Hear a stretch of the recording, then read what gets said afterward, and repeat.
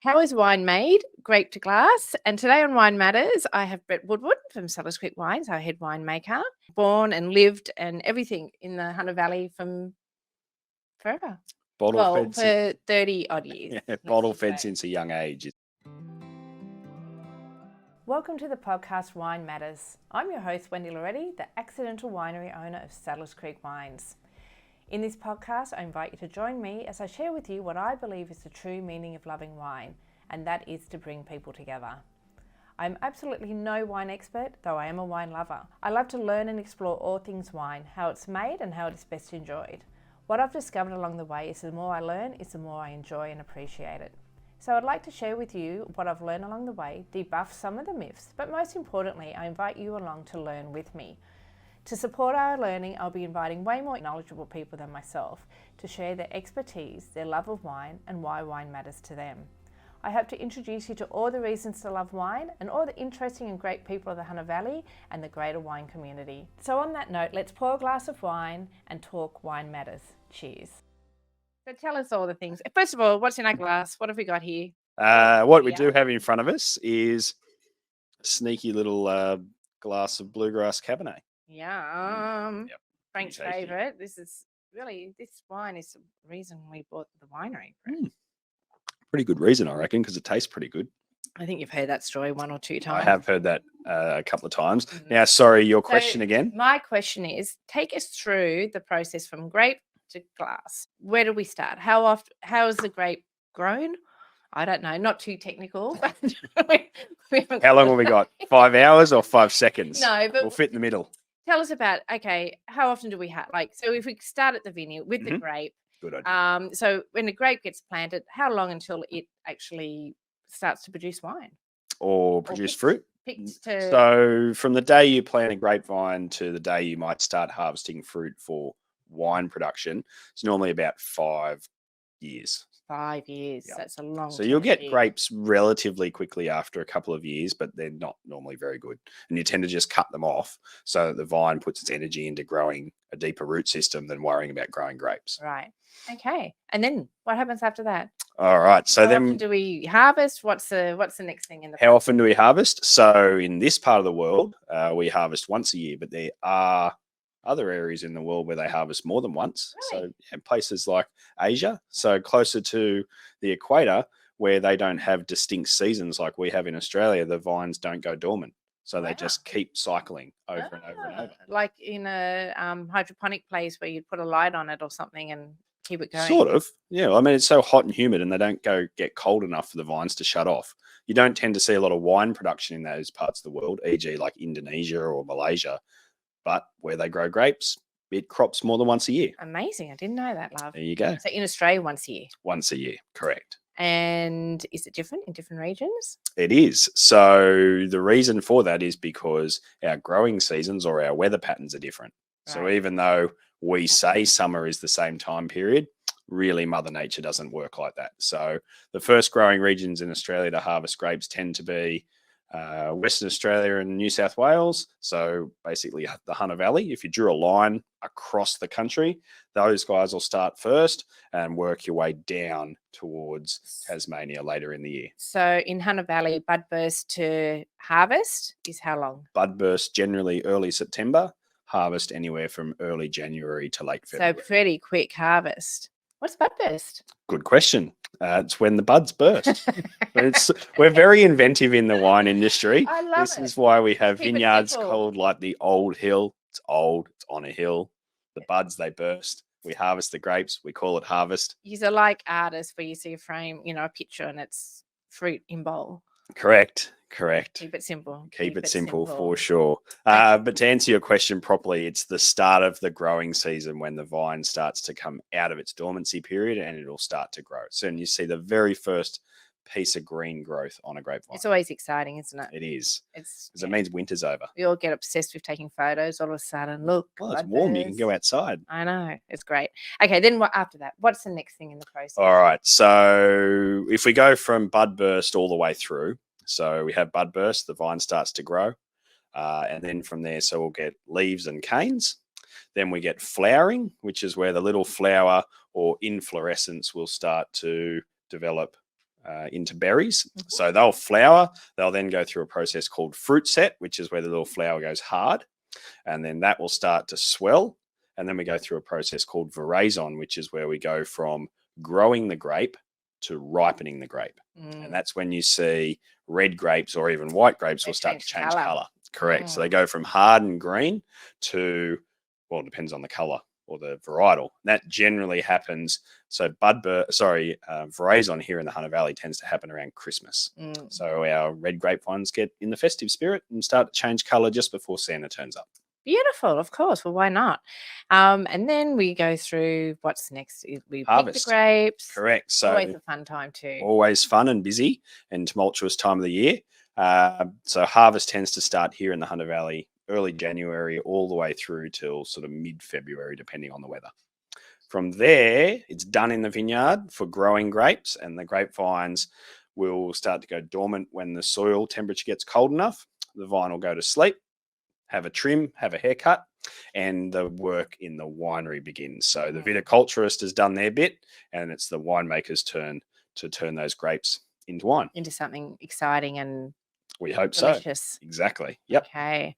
So into the crusher, through the crusher, always through the crusher? Not always, no. So just to go back a step, vintage is the period where we pick the fruit, and that happens all around the world. Some people call it harvest. A lot of people call it vintage, and it's also refers to if someone sees on a bottle the vintage, the year of the wine, that's what it is determined by. It's when the fruit was picked, not when it goes into the bottle.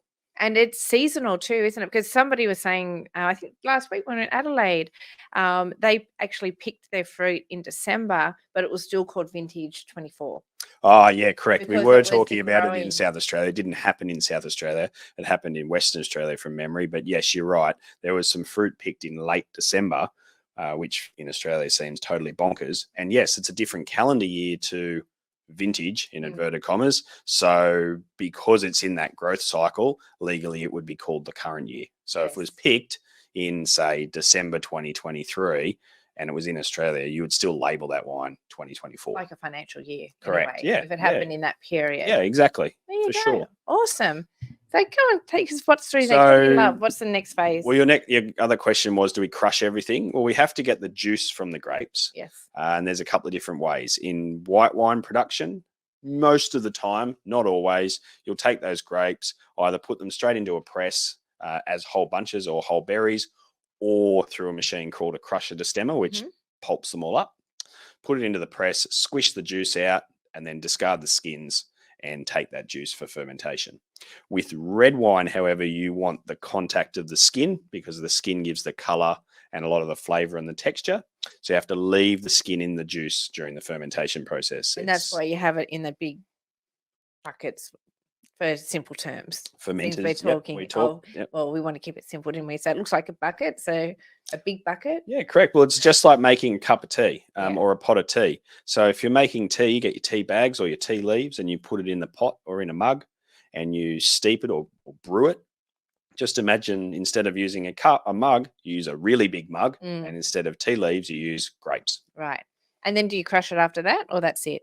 Or then you just generally through that process, you would plunge or do what we call pump overs. The idea is to keep the skins that are within that fermentation wet so we can suck as much color out of it as possible. And that's done multiple times a day. So sometimes I hear terms like whole punch or whole bunch even. Whole bunch, that sounds like much more sense. Not I'm cold good like punch. That. Whole bunch. Sometimes I feel like doing a whole bunch, but I meant whole bunch. So whole bunch is, as the term refers to, is just a whole cluster, a whole bunch of grapes, just like you'd pick straight off the vine. Yeah. But depending on the time in the process is what that refers to. So whole bunch pressing would be we get the whole bunch of grapes, put it in the press and squish it. So we don't put it through a crusher destemmer. Okay. And so the whole cluster goes in. Whole bunch fermentation is where you get the bunches, a lot of them, put them into a fermenter, into a big mug, and leave them there to start fermenting inside the berry. Right. And that's a process called carbonic maceration. And what happens is that each individual berry has its own tiny little ferment going on the inside, and it's the carbon dioxide within that fermentation that causes the skins to break down. Okay. And then the skins will fall apart, and then you end up with the liquid in the fermenter, just like if you crushed it. There you go. So then from there, so with white wine, for example, we get the grapes, we crush them, press them, get rid of the skins, keep the juice, and then it's fermentation time. And you can either do that in tank or you can do it in barrels. You can do it with commercially purchased yeast that you inoculate or basically add to the juice. And you would do that for a myriad of reasons. You want a different character, flavor, body, weight, aroma. You want it to happen in a certain time period. You want it to be higher or lower alcohol. There's a lot of different reasons why you would pick a particular yeast. So does your planning then for a wine that's going to end up in the glass, does that start, where does that start? Does that start right back in the vineyard when you're starting to look at it? Are you starting to envisage where it's going, predicting where it's going to fit best in?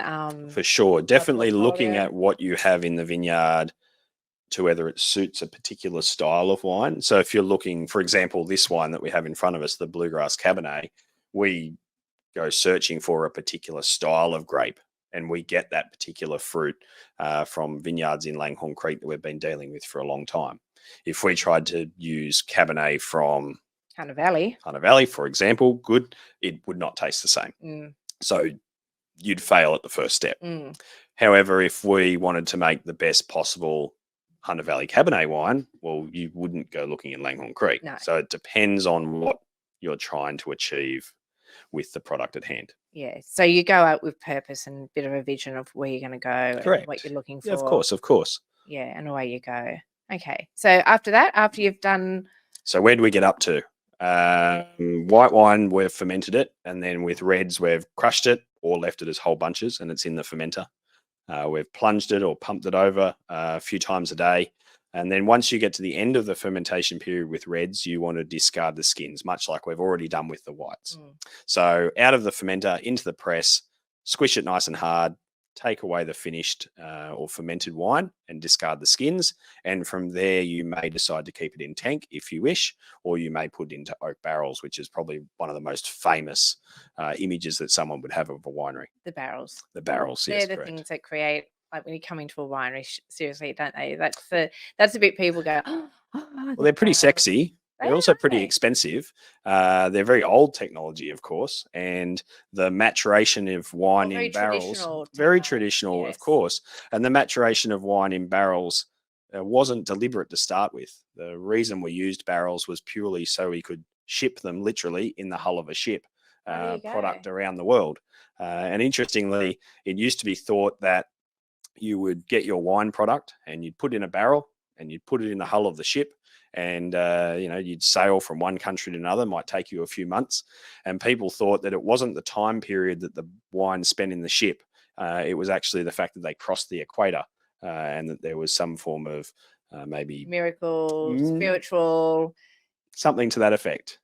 Up in the universe, thing that correct. Happens. What just happened is it was in the hull of a ship for 3 or 6 months. Yes. And people used to hire or lease ships to send their wine to the equator and turn around and come back. So our technology and time has changed. Had knowledge changes over time. That's amazing. Okay, so it goes into barrel. What's your barrel? I mean, white, does all wines go into barrel? No. In fact, most wines by volume would not go into barrel. Most white wine would never see oak treatment unless it's a Chardonnay, for example. Even then, you don't have to add the wine to the oak, as in put it in a barrel. You can add oak to wine. So you could add oak chips or oak staves into a tank. Red wine, same thing. You can do that in tank if you wish. Now, you don't necessarily get the same result. It's sort of a little bit like using vanilla essence in cooking. It's not always the same. Bag versus traditional fresh tea leaves, fruit. All those sorts of things. Yes. Correct. So no, not all wines will go into a wine barrel. It depends on the style of wine that you're aiming to produce, and of course the budget that you might have for producing that product as well. And then, so when do you know when a wine is ready for bottle? When it tastes fantastic, Okay. that's open to interpretation as well. It will go back to your vision and your plan for it at the Correct. beginning, wouldn't it? Yeah, and the market that you're looking to sell the wine into. If someone wants a lighter, brighter style, then you'll bottle the wines earlier. If you want a bigger, bolder, more savory style, then you might bottle that wine later in life. And how many, like, so, I mean, we bottle quite a lot of wines at Settlers. How many would you end up blending a little bit to create your, like, taking one barrel or another varietal or whatever, or different vineyards? How big a part of the winemaking process is that blending part of it? It can be everything from nothing to a lot, if that makes sense. If you're aiming to make a wine that is, say, from one single vineyard, from one single varietal, and it's very small, then there could be little to no blending really, because it could just be one barrel. Yes. Yeah. But the decision there might be on picking which barrel that is, especially if it's one barrel out of many. Whereas in your bigger wines, as in bigger blends by volume, then that can take a lot of time to determine which way to go about it. So it's horses for courses at the end of the day. There's no hard and fast rule. And every vintage is a little bit different. They are, yeah. Every barrel tastes slightly different. Every grape variety tastes slightly different. So you have to keep your wits about you and make sure you're picking the right ones. And that's, from my perspective, I think that's one of the nicest things about drinking our wines is that, you know, whilst there's a style like a bluegrass Cabernet, for example, there's a style that you lean towards that, you know, that our customers like, but one vintage to the next vintage can be quite different. Of course it can, yeah. It can be so different. Mother Nature so determines nice. those things. So tell me a little bit about barrels. There's big ones, there's little ones, there's French ones, there's American ones, there's Hungarian ones. I like to think of oak barrels as a winemaker's herb and spices drawer. I was about to say, is it like your herbal mix? Yeah. So it's just like going into a kitchen, and a lot of chefs will, depending on the protein that they're using or the vegetables that they're using and how they taste or how they look, will determine what amount of herbs and spices they might put into a dish and in which order, yeah, and at what timing. And the same thing happens with oak barrels. So now there's a myriad, there's a whole podcast just in barrels themselves. But at the end of the day, come back and explore that a different day. I think we might need to, but in a nutshell, it's so interesting, isn't it? Because when you look on the back of a label and you say, oh, okay, 50% old oak, 50% new oak, I look at that, but I really have a bit more of an understanding today. But originally I would have thought, well, how does that impact the wine? I had no comprehension of how that might. So it's definitely another day discussion, I think, because I think it's very, very interesting. To very quickly answer your question, so those people that are listening to this podcast, they might want to know a little bit, because it might be a while until we record that. But in a nutshell, if your barrel is bigger or older, the oak influence is less. If the barrel is newer or smaller, the oak influence is more. Right. And then goes to glass after that. Is there anything else in between there? Look, there's plenty of things in the middle. There are lots of little steps along the way, or lots of little 1%ers, topping your barrels, maintaining your wines in tank, lab analysis, sensory analysis, blending trials, fining trials, different yeast strains, you name it. There is an endless amount of steps that you can put into it.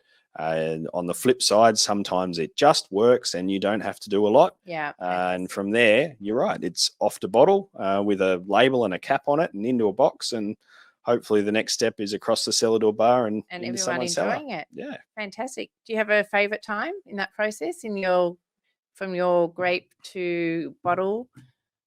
Journey, as they say? Always exciting to see the grapes coming into the winery. It's nearly just as exciting to see the wine leave on a truck to the bottling line and know that between those two steps, I didn't stuff it up. Yeah, awesome. So if we're looking at now the Cabernet Sauvignon here, I've got in front of me 2021. Mm-hmm. This is our new release or our current release wine. 2021 is the vintage.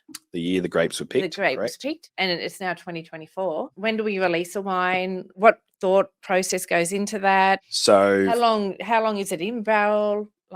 So for this particular wine, so the grapes would have been picked in 2021, but they would have been picked around April time. Because that's normal harvest period for Cabernet and Langhorne Creek. to go back a step to what we spoke about earlier, so in April 2021, but they started growing as in the bud burst for those grapes occurred in the spring of 2020. Correct. So then we picked the grapes, brought it to the winery, made it into our base wine. We would have put it in barrel around about maybe July 21, and it would have lived in barrel for anywhere between 18 to 22 months approximately. So what's happening from April to July? Oh, fermentation, those processes. So in the big bucket. Correct. So correct. So sort of 2 or 3 weeks where it's fermenting away in tank. Then we press it off, hold it in tank, let it settle before we put it into barrel. Okay. And then 18 to 24 months. Maturation time in barrel.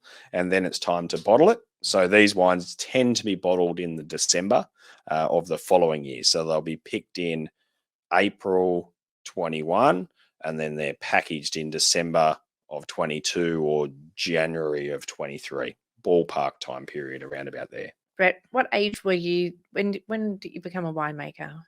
When did I become a winemaker? Good question. Formally finished my training or my uni degree in 2010 and started at Sadler's in 2021. So that was my first, I guess, formal job as being a winemaker or assistant winemaker at that time.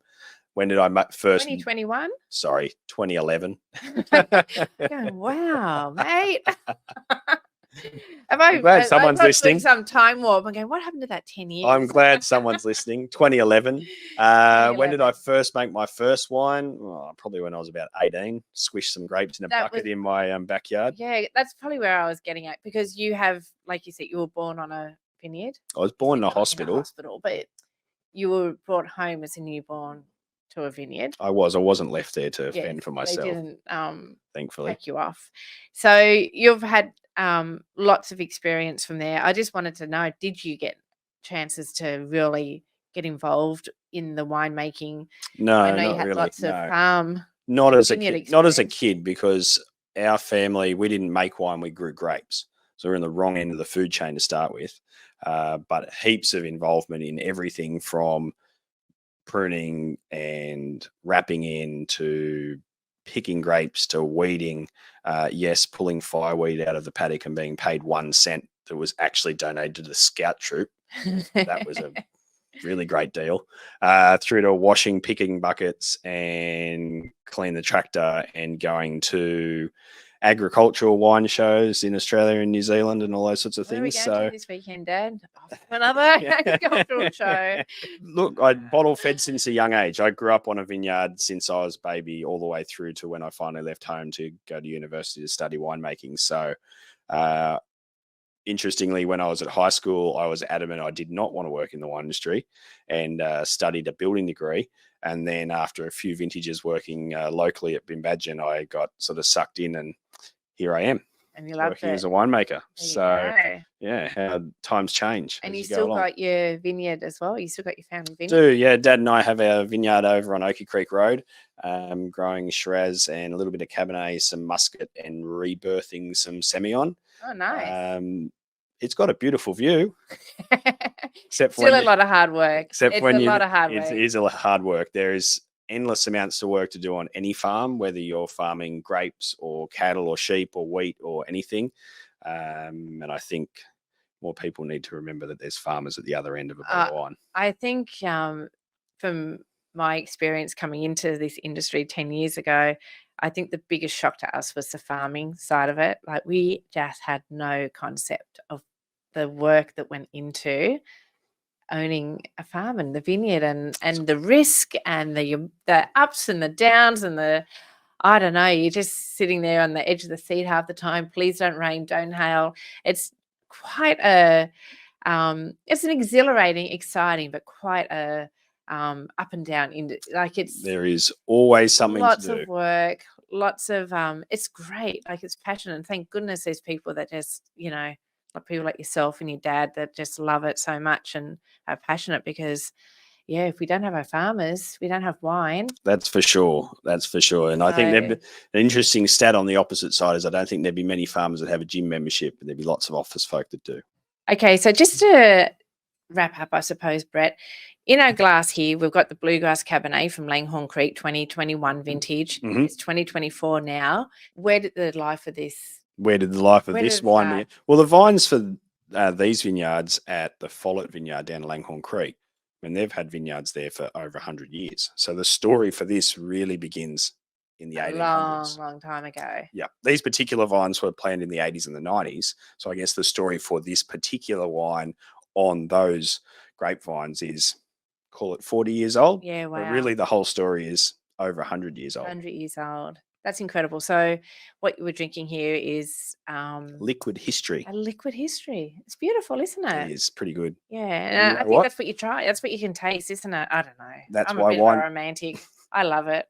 Like, to me, it's what it's all about, like enjoying a beautiful glass of wine with a rich history and passionate people behind the scene producing it. Like, so many hands have been involved in this. So it's amazing. So anyway, cheers to the farmers, cheers to great wine, cheers to the winemakers.